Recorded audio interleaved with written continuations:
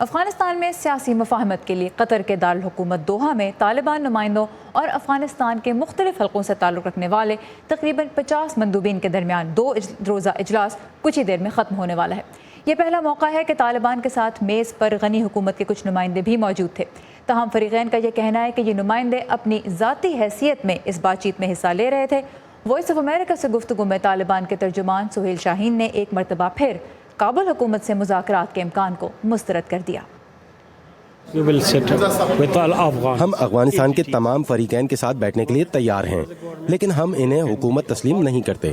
وہ اس لڑائی کے ایک اہم فریق تو ہو سکتے ہیں، لیکن حکومت نہیں۔ ہر کوئی اپنی ذاتی حیثیت میں اپنے خیالات کا اظہار کر رہا ہے۔ انٹرا افغان ڈائیلاگ سے قبل دوحہ میں امریکہ اور طالبان کے نمائندوں کے درمیان مذاکرات کا 7واں دور ہوا اور یہ سلسلہ کل دوبارہ شروع ہوگا۔ طالبان کے ترجمان سہیل شاہین نے وائس آف امریکہ سے کہا ہے کہ 80% تک معاملات طے پا گئے ہیں، لیکن پھر امن معاہدے کے لیے جن بنیادی نکات پر اتفاق رائے حاصل ہونا ہے ان پر امریکہ کے خصوصی مندوب زلمے خلیلزاد اور طالبان کے درمیان اختلاف رائے ایک بار پھر واضح ہوا ہے۔ سنیے وائس آف امریکہ کی عائشہ تنظیم کے ساتھ طالبان ترجمان سہیل شاہین کی یہ گفتگو۔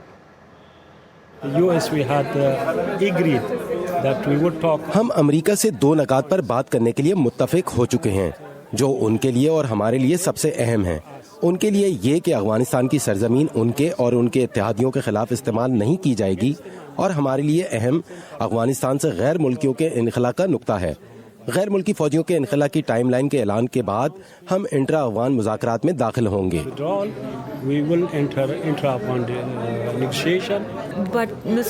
لیکن خلیل صاحب ٹویٹس کرتے آئے ہیں اور بار بار کہہ چکے ہیں کہ یہ 2 نکات پر نہیں 4 نکات پر مشتمل معاملہ ہے۔ انٹرا افغان ڈائیلاگ اور جنگ بندی بھی مذاکرات کا حصہ ہیں۔ ان کا یہ بھی کہنا ہے کہ جب تک 4 نکات پر اتفاق نہیں ہوگا تب تک کسی بھی نقطے پر اتفاق نہیں سمجھا جائے گا۔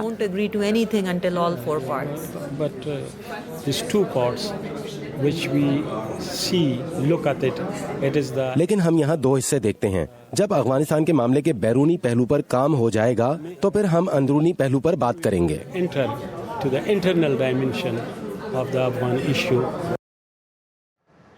اور جہاں ایک طرف امن اور مفاہمت کی بات ہو رہی ہے، طالبان نے افغان صوبے غزنی میں نیشنل ڈائریکٹوریٹ آف سیکیورٹی کے دفتر پہ کل کار بم حملہ کیا، جس میں 8 سیکیورٹی اہلکاروں سمیت 14 افراد ہلاک ہو گئے۔ واقعے میں 180 سے زائد افراد زخمی بھی ہوئے ہیں، جن میں قریب واقع ایک اسکول کے 60 طالب علم بھی شامل ہیں۔ طالبان کے ترجمان کا کہنا ہے کہ واقعے میں عام شہریوں کی غیر ارادی ہلاکت کی تحقیقات کی جائیں گی۔ ہماری پالیسی شہری ہلاکتوں کو روکنا ہے۔ میں نہیں سمجھتا کہ شہریوں کو جان بوجھ کر نشانہ بنایا جا رہا ہے۔ اگر یہاں کوئی شہری ہلاکتیں ہوئیں تو ہم یقیناً ان کی تحقیقات کریں گے، لیکن ساتھ ہی دوسری طرف حملے اور رات کے وقت جو حملے ہو رہے ہیں ان میں بھی لوگ مارے جا رہے ہیں۔